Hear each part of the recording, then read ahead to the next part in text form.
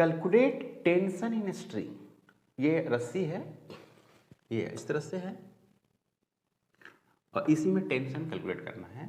The pulley and string are light and all the surfaces are frictionless. मतलब ये जितने भी सरफेस है वो फ्रिक्शनलेस है, मतलब कि ये स्मूथ है और ये स्ट्रिंग है। इस स्ट्रिंग में आपको टेंशन निकालना है। तो बहुत सारे बच्चे इसमें ये सोचते हैं कि ये भी 1 kg और ये भी 1 kg, तो ये चलेगा ही नहीं। ऐसी बात नहीं है। अगर किसी ऑब्जेक्ट को आप खींचते हैं, है ना, किसी ऑब्जेक्ट को आप अगर खींचते हैं तो उसके वजन पे डिपेंड नहीं करता है, फोर्स कितना अप्लाई हो रही है इस बात पे डिपेंड करता है ना भाई। तो मैं कह रहा हूं कि ये इधर जाएगा। क्यों जाएगा अभी बता रहा हूं। तो ये कहां जाएगा, इधर जाएगा, इसके तरफ जाएगा। ओके, इसका नाम मैं मान लेता हूं M1, इसको मान लेता हूं M2, मान लेते हैं। तो ये इधर जाएगा, फाइनली घूमते हुए ऐसे आएगा। वो भी जो यहाँ पे एक्सेलरेशन दिखा दिए हैं, कोई दिक्कत नहीं। ओके, तो अब यहाँ पर क्या है कि यहाँ पर फोर्स जो लगेगा वो क्या लगेगा, M1G। इधर फोर्स लगेगा M1G। तो फाइनली ये रस्सी पूरा M1G, यानी M1G इधर फोर्स लग रहा है।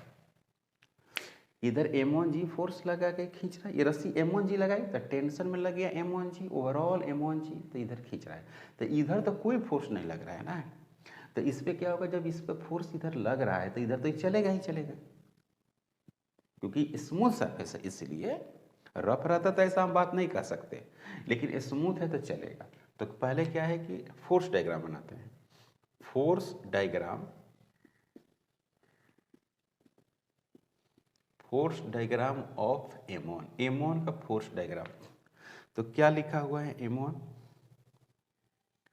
ये हो गया आपका M1G, यहाँ पर टेंशन हो गया T और ये आ रहा है नीचे। तो क्या लिखते हैं हम लोग पता है आपको, net force is equal to M1A लिखेंगे। तो यहाँ पर लिखेंगे M1G minus T is equal to M1A। ये हो गया इक्वेशन नंबर फर्स्ट।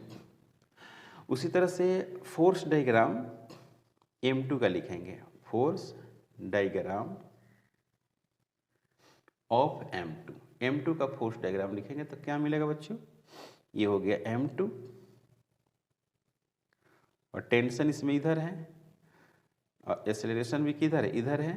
तो क्या लिखते हैं यहाँ पर, F net is equal to M2 into A। और नेट फोर्स क्या है इसमें, टेंशन ही है और तो कुछ है नहीं, M2 इंटू A। ये हो गया आपको सेकेंड। अब बात करेंगे क्या, फ्रॉम फर्स्ट एंड सेकेंड से।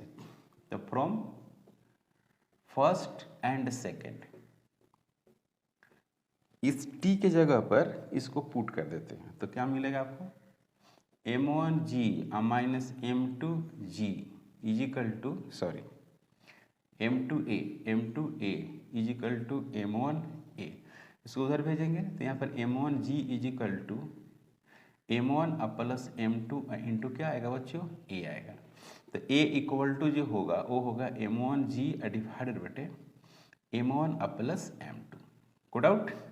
तो A is equal to M1G, M1G कहाँ है, M1 आपको 1 kg है तो 1 इंटू G डिवाइडेड बटे 1 प्लस 1। तो यहाँ पर क्या करेंगे, A is equal to G divided बटे 2।